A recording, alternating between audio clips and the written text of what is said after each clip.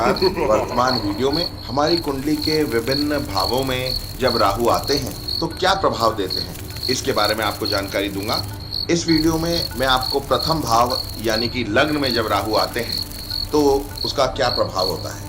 आप सभी ने पाराशर ऋषि जी का नाम सुना होगा, जो कि हमारे महान ज्योतिषाचार्य हुए हैं। उनके अनुसार जो हमारी 12 राशियां हैं, मेष, वृष, मिथुन, कर्क, ये जो सारी राशियां हैं, इन 12 राशियों के आधार पर ही 12 भावों की रचना की गई है हमारी कुंडली के अंदर। और इन जो भाव हैं इनका बहुत महत्व है, क्योंकि ये भाव हमको हमारे जीवन में घटित होने वाली घटनाओं और विभिन्न अवस्थाओं से अवगत कराता है।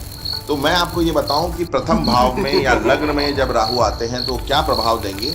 इससे पूर्व आपका यह जानना जरूरी हो जाता है कि प्रथम भाव जो है वो क्या परिलक्षित करता है, क्या रिप्रेजेंट करता है। तो मैं आपको बता दूं कि प्रथम भाव लग्न जो अपन कहते हैं जिसको, वो व्यक्ति की शारीरिक संरचना के बारे में अपने को बताता है।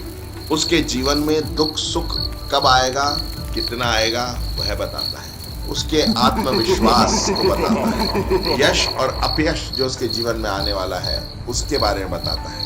उसकी प्रवृत्ति, उसका एटीट्यूड, उसकी मानसिकता के बारे में बताता है। उसमें कितना अहंकार रहेगा इसके बारे में हमें जानकारी देता है। और महत्वपूर्ण एक और बात कि वात, पित्त और कफ, इन तीनों प्रवृत्तियों में से यह व्यक्ति के अंदर कौन सी प्रवृत्ति होगी या क्या प्रकृति जो उसकी है, वो वात की प्रकृति होगी, पित्त की प्रकृति होगी या फिर कफ की होगी, या फिर इन दोनों में से किसी भी दो का कॉम्बिनेशन होगा।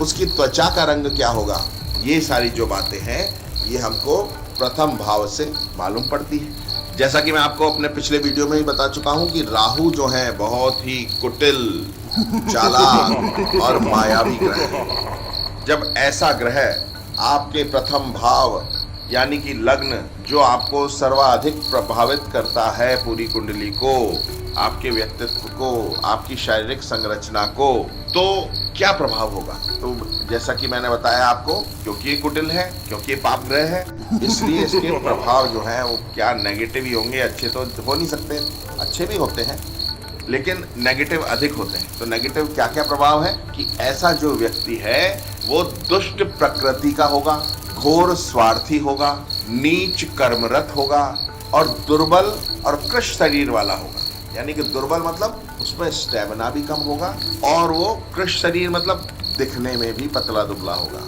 कई बार आपने देखा होगा कुछ लोग पतले दुबले होते हैं लेकिन उनमें स्टेमिना बहुत होता है, अच्छी ताकत होती है। लेकिन इस व्यक्ति में ना तो वो शारीरिक रूप से ताकत होगी और ना ही दिखने में उसके अंदर ताकत दिखेगी। उसका शरीर बहुत पतला दुबला ही नजर आएगा, कमजोर ही दिखेगा। इसके अतिरिक्त ये जो व्यक्ति है ये अत्यधिक काम पिपासु, हर वर्ग की स्त्रियों से जोर जबरदस्ती करने वाला और अनैतिक कार्य में प्रवृत्ति रखने वाला व्यक्ति होगा।